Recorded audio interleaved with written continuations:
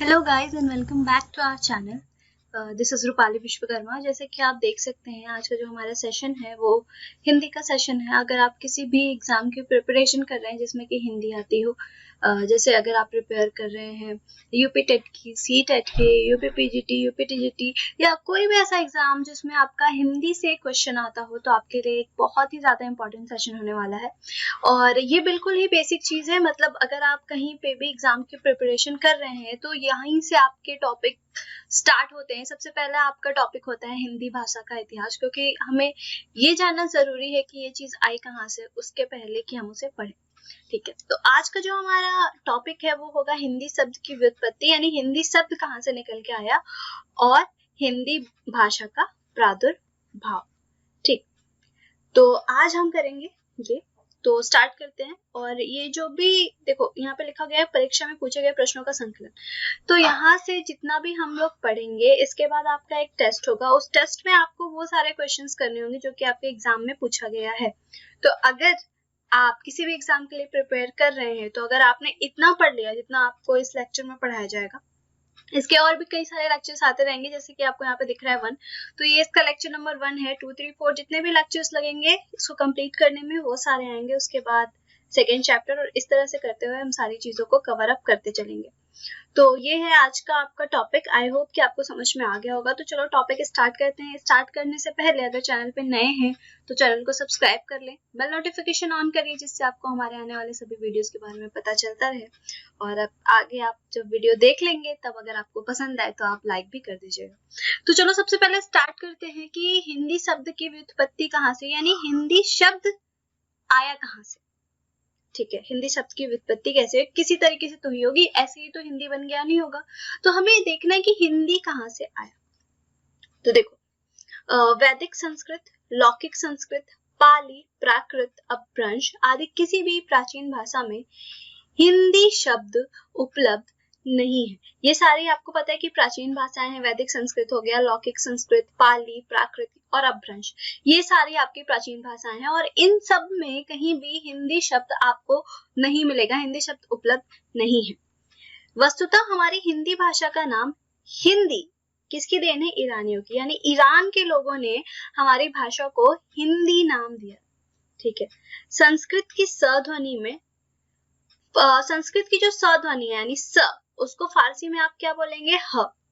ठीक, जैसे अगर सप्ताह है तो आप हफ्ता बोलेंगे। आपने बहुत लोगों को सुना होगा हफ्ता बोलते हुए, 1 हफ्ते 2 हफ्ता। तो ये जो सप्ताह है ये अगर आप फारसी में बोले तो हफ्ता हो जाएगा, तो लोग इसे हफ्ता बोलते हैं। असुर का अहुर हो जाएगा क्योंकि स है तो ह होना। सिंधु, ये स से ह बन गया यानी हिंदू। ठीक, तो ये आपको यहाँ तक की चीज समझ में आ गई होगी कि ये इसी से कुछ रिलेटेड है, क्योंकि यहाँ पे आपने देखा कि सिंधु से क्या हो गया? हिंदू हो गया। और भारतवर्ष की पश्चिमी सीमा के लगभग जो इतिहास प्रसिद्ध सिंधु नदी बहती है उसे ईरानी क्या कहते थे? हिंदू कहते थे, या सिंध यानी कि हिंद कहते थे। ठीक है, तो कालांतर में सिंधु नदी के पार का संपूर्ण भूभाग हिंद कहा जाने लगा, यानी सिंधु नदी के इस पार का पूरा जो भी आपका एरिया है उसे क्या कहा जाने लगा? हिंद कहा जाने लगा। और जो हिंद की भाषा थी, यानी जो यहाँ पे भाषा बोली जाती है उसे क्या कहा जाने लगा? हिंदी कहा जाने लगा। ठीक है, आई होप कि आपको यहाँ तक की सारी चीजें समझ में आ गई होंगी कि किस तरीके से हम चल रहे हैं। सबसे पहले क्या हुआ, फिर क्या हुआ, फिर क्या हुआ, और हिंदी आई कहाँ से। मध्यकालीन अरबी तथा फारसी साहित्य में भारत की संस्कृत, पाली, प्राकृत और अपभ्रंश भाषाओं के लिए ज़बान-ए-हिंदी शब्द का प्रयोग मिलता है। ठीक है, आगे देखेंगे कि भारत में साहित्यिक भाषाओं संस्कृत, प्राकृत, अपभ्रंश से भिन्न जन सामान्य की भाषा के लिए भाषा या भाखा शब्द का प्रयोग होता था। ठीक है, अगर आप साहित्यिक भाषा को छोड़ दें तो साहित्यिक भाषा यानी संस्कृत, प्राकृत, अपभ्रंश जिसमें साहित्य वगैरह लिखे जाते थे, इनसे अलग जो लोग नॉर्मली भाषा बोलते, जैसे हम लोग अगर नॉर्मल कन्वर्सेशन करते हैं, किसी से हम बात करते हैं, तो क्या हम शुद्ध हिंदी या शुद्ध किसी भी भाषा में बात करते हैं? नहीं, हम अपनी बोलचाल की भाषा में बात करते हैं। ठीक है, तो उस भाषा के लिए किस शब्द का प्रयोग होता था? भाषा या भाखा शब्द का प्रयोग होता था। जैसे संस्कृत है कूप जल, भाका बहता नीर। कबीर जी की ये लाइन है। लिखी भाका चौपाई कहे, ये किसकी है? जायसी जी की लाइन है। यहाँ पे भी आपको भाका शब्द दिख रहा, यहाँ पे भी आपको भाका शब्द दिख रहा। भाका भनित मोरित मती थोरी, यहाँ पे भी आपको भाका, ये तुलसीदास जी के पंक्ति है। और भाका बोल न जानही जिनके कुल के दास, ये केशव जी की पंक्ति है। तो ये सारी पंक्तियां हैं जो आपको यहाँ पे देखने को मिलेंगी जिसमें भाका शब्द का प्रयोग हुआ है। आगे चलेंगे तो कहा जाता है कि अमीर खुसरो ने सबसे पहले भाका के स्थान पर हिंदी या हिंदवी शब्द का प्रयोग किया। यानी जो पहले जनसामान्य की भाषा थी, जो बोलचाल की भाषा थी, उसे भाषा या भाका कहते थे, तो उसके स्थान पर हिंदी या हिंदवी शब्द का प्रयोग किसने किया? अमीर खुसरो ने किया। ठीक है, खुसरो के ही समय में हिंदी और हिंदवी शब्द मध्य देश की भाषा के अर्थ में प्रचलित हो गए थे। अमीर खुसरो ने गयासुद्दीन तुगलक के बेटे को हिंदी या हिंदवी की शिक्षा देने के लिए खाली कबारी नामक फारसी हिंदी कोश की रचना की। ठीक है, तो अमीर खुसरो गयासुद्दीन का जो बेटा था उसको हिंदी की शिक्षा देना चाहता था, और हिंदी की शिक्षा देने के लिए इन्होंने एक खाली कबारी, ये क्या है? ये एक फारसी हिंदी कोश है। कोश यानी कि डिक्शनरी है जो फारसी से हिंदी का ट्रांसलेशन है, इसकी रचना की। इस ग्रंथ में भाषा के अर्थ में हिंदवी शब्द 30 बार और हिंदी शब्द 5 बार आया है। भाषा के लिए हिंदी शब्द का प्राचीनतम प्रयोग, सबसे पुराना प्रयोग किसने किया था? तो शरफुद्दीन के जफरनामा में मिलेगा आपको। ठीक, जो कि 1424 ईस्वी में आई थी जफरनामा। तो इसमें आपको हिंदी शब्द का प्राचीनतम प्रयोग मिलेगा। अब हम देखेंगे कि हिंदी भाषा का प्रादुर्भाव। तो देखो, प्राचीन भारतीय आर्य भाषा का काल 1500 ईसा पूर्व से 500 ईसा पूर्व तक माना जाता है। इस अवधि में संस्कृत बोलचाल की भाषा थी। ठीक, यानी 1500 ईसा पूर्व से 500 ईसा पूर्व तक की अवधि की बात करें तो बोलचाल की भाषा क्या थी? संस्कृत थी। अब आपकी संस्कृत भाषा जो है, जिसके उसके दो रूप है, हमने पीछे पढ़ा कौन कौन से? वैदिक संस्कृत और लौकिक संस्कृत।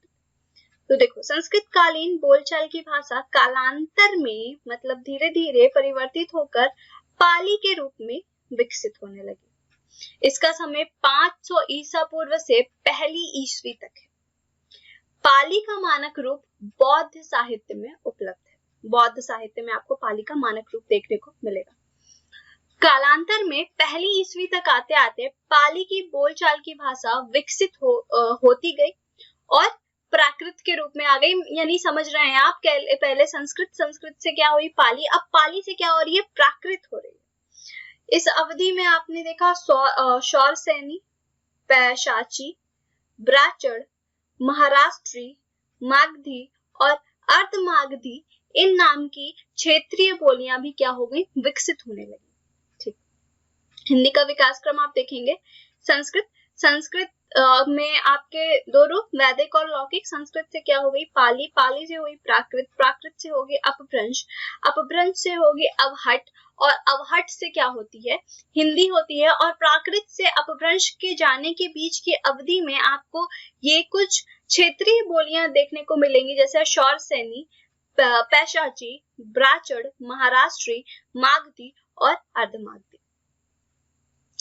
आगे चलकर प्राकृत की विभिन्न बोलियां विकसित होती गईं, जो अपभ्रंश की बोलियों के रूप में प्रस्तुत हुई, जैसे कि मैंने आपको पीछे चार्ट में दिखाया। अब अपभ्रंश का जो समय है वो 500 ईस्वी से 1000 ईस्वी तक माना गया है। अपभ्रंश और पुरानी हिंदी के मध्य का जो समय है उसको आपने क्या कहा? उसको आप किस नाम से जानेंगे? तो संक्रांति काल के नाम से जानेंगे। तो ये बात ध्यान रखना कि अपभ्रंश और पुरानी हिंदी के मध्य का जो समय है उसे किस नाम से जाना जाता है? संक्रांति काल के नाम से जाना जाता है।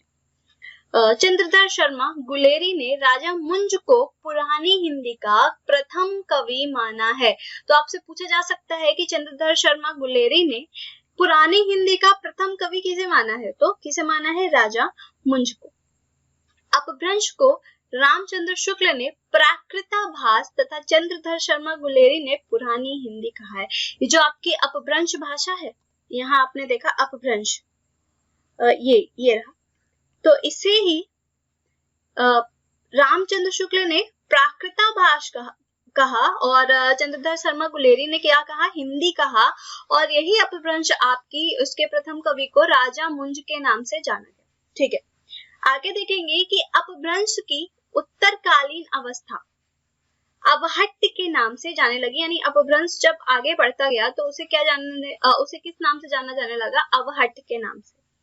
अवहट्ट में विद्यापति ने कीर्तिलता और कीर्ति पताका की रचना की है, यानी जो कीर्तिलता और कीर्ति पताका नामक रचनाएं हैं वो अवहट्ट में लिखी गई हैं। दोहा, जिसे दूहा भी कहते थे, ये मूलतः अपभ्रंश भाषा का ही छंद है। अब देखो, अपभ्रंश से आधुनिक भारतीय आर्य भाषाओं का विकास, ये कुछ अपभ्रंश की भाषाएं हैं जो कि अभी मॉडर्न जो भारतीय हमारी भाषाएं हैं वो क्या क्या बन गई हैं देखने को आपको यहाँ से मिलेंगी। कि शौर सैनी अपभ्रंश, ये अभी पश्चिमी हिंदी, राजस्थानी, गुजराती और पहाड़ी भाषा इससे बनी हुई है। अगला आप देखेंगे पैशाची अपभ्रंश, तो ये हो जाएगा आपका लहंदा और पंजाबी। फिर आप देखेंगे ब्राचड़ अपभ्रंश, तो ये हो जाएगी आपकी सिंधी। महाराष्ट्री अपभ्रंश, तो ये हो जाएगा आपका मराठी। मागधी अपभ्रंश, ये हो जाएगा आपका बिहारी, बांग्ला, उड़िया और असमिया, यानी मागधी अपभ्रंश से आपकी ये सारी भाषाएं निकल कर आई हैं। और उसके बाद आता है आपका अर्ध मागधी अपभ्रंश, जिससे आपकी बनी है पूर्वी हिंदी। पूर्वी हिंदी में आपकी आ जाएगी अवधी, बघेली और छत्तीसगढ़ी। तो ये सारी जो आपकी आधुनिक आर्य भाषाएं हैं वो अपभ्रंश के कौन कौन से भेद हैं ये आपको यहाँ से देखने को मिलेगा। तो आज के लिए इतना ही। अब हम नेक्स्ट जो हमारा टॉपिक होगा वो होगा कि खड़ी बोली का विकास। तो खड़ी बोली का विकास अब हम नेक्स्ट टॉपिक में पढ़ेंगे। उसमें आपका भारतीय हिंदू युग, पूर्व भारतीय हिंदू युग, द्विवेदी युग इत्यादि आएगा। तो वो हम अब नेक्स्ट चैप्टर में नेक्स्ट लेसन में देखेंगे। तो अगर आपको हमारा ये वीडियो पसंद आए तो वीडियो को लाइक कर देना, और अगर अभी तक आपने चैनल को सब्सक्राइब नहीं किया है तो सब्सक्राइब कर लो। कोई भी डाउट हो इससे रिलेटेड, अगर आपको कहीं पे भी कोई परेशानी आई हो तो आप मुझे कमेंट करके पूछ सकते हैं, मैं आपके कमेंट का आंसर करूंगी। तो thank you so much guys for watching this video. Keep watching और शेयर करिए, ज्यादा से ज्यादा। पसंद आए तो लाइक भी कर देना। मिलते हैं नेक्स्ट लेसन में, तब तक के लिए बाय बाय।